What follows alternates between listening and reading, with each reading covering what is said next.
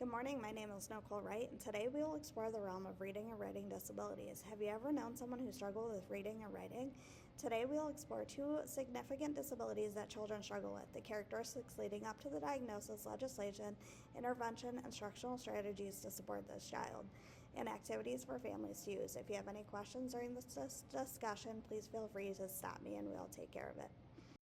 What is dyslexia? Dyslexia is a reading disability that can affect all students, even those with perfect vision and health. Recognizing the early signs and challenges that students may face is essential.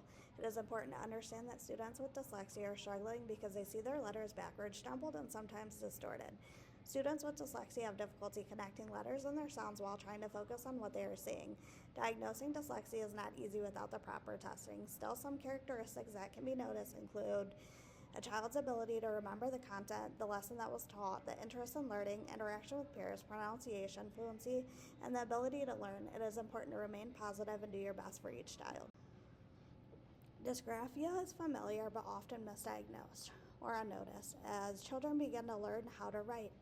Students usually make mistakes, but their writing errors should start to decrease as time progresses. In this case of dysgraphia, students will continue to struggle with their thoughts, organization, and handwriting abilities.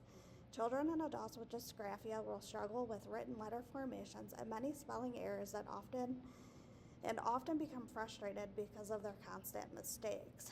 Dysgraphia is a written disability, whereas dyslexia pertains to reading. Dyslexia and dysgraphia present their challenges but are commonly linked because of how language processes and how people communicate through written form. Now that we have a better understanding of each disability, we're going to move into the historical timeline.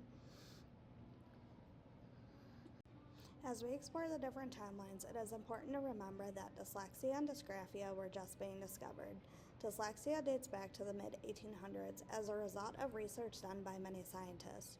In the mid-1800s, a scientist named Adolf Gusselman labeled this disability as word blindness, even though all areas of speech, thought, and sight were fully functional. About a decade later, a new scientist named Rudolf Berlin created and labeled reading challenges dyslexia in 1887.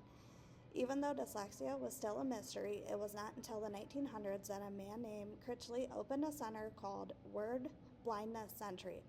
The center was a research facility for people with dyslexia. Many researchers have studied this learning mystery. In the 1970s, a woman named Nadia Wu wrote and published a book based on the major research that she conducted surrounding the issue of dyslexia. This information was a turning point for dyslexia. Dyslexia today is still being studied and researched, but there are assessments and support for those who struggle with this disability. Back in the 1890s, a scientist named Joseph Jules Gergerin suggested that dysgraphia and dyslexia were neurological issues. As time passed, dysgraphia was also called agraphia, based on a scientist, Joseph Gersman. He believed that dysgraphia was a person's inability to write all due to brain damage. This was not the case, and it was proved wrong in the 20th century. Agraphia was no longer used. The word dysgraphia replaced it. Dysgraphia comes from the Greek words meaning impaired, and the letter is formed by hand. It fits the definition dysgraphia perfectly.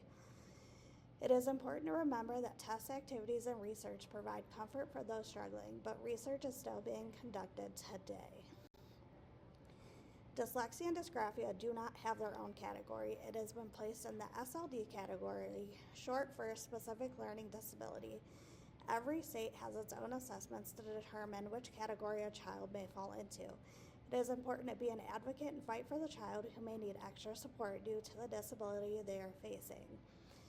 The IDEA, which is the Individual Disability Act, ensures that students have the resources they need to succeed, such as an IEP. The IEP outlines special education services that must be provided to support each child's individualized needs. Every state is different, but every state has requirements for determining and supporting dyslexia and dysgraphia. Those laws were created to ensure that every child is supported with their disability. Instructional and intervention strategies have been researched and studied to provide the support needed for each student and their needs. The National Center of Learning Disability is a great resource for identifying your state LDs. It's important to document your technique and follow the plan created to support your students' needs. Down below are some of the supportive devices that you can use in supporting your student. These are some of the resources that support both dyslexia and dysgraphia and different activities that you can do at home to support your child. I've provided the link.